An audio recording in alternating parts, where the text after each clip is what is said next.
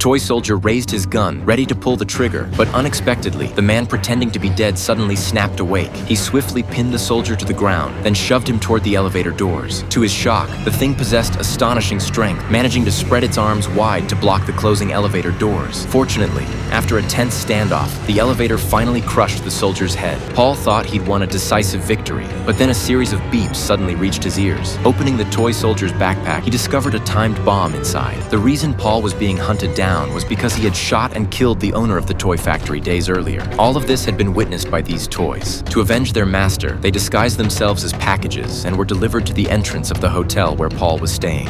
Acting on a killer's instinct, Paul cautiously inspected the package. Only after confirming it was safe did he use his dagger to open it. Inside were rows upon rows of toy soldiers. Paul tossed them onto the table with a dismissive look, then headed to the kitchen to grab a Coke and take a sip. Little did he know disaster was about to strike. Suddenly, a loud crash echoed through the room. Turning, he saw the toy box mysteriously toppled on the floor. Paul walked over to investigate. Puzzled, the toys inside were gone. Before he could figure out what happened, excruciating pain shot through his foot. A toy bayonet had wounded him. Then, a noise came from under the sofa. As he bent down to check, a hail of bullets struck him. Though not lethal, they left a shower of wounds across his neck. He tried to peek out to assess the enemy, only to be met with another barrage of fire, this time including a rocket launcher that struck his thigh. Seeing no sign of the attackers ceasing fire, Paul forced himself to crawl into the bathroom, determined to figure out what was attacking him. He grabbed a stool and positioned himself at the door, peering through the mirror to observe the situation outside. Inside the room, bullets continued to rain down, and the sheer force of the shell blast shattered the mirror. Infuriated that he, a top-tier assassin, had been reduced to such a desperate state, Paul resolved to show his opponents what he was capable of. He dashed into the bedroom, grabbed a pistol, and burst out firing at the sofa. The bullets bounced off the upholstery, and he narrowly dodged a missile. Forced to retreat while firing, he retreated into the kitchen. From a cabinet, he retrieved a submachine gun. Empowered by this heavy weaponry, Paul's courage returned. He aimed at the sofa and unleashed a barrage of fire.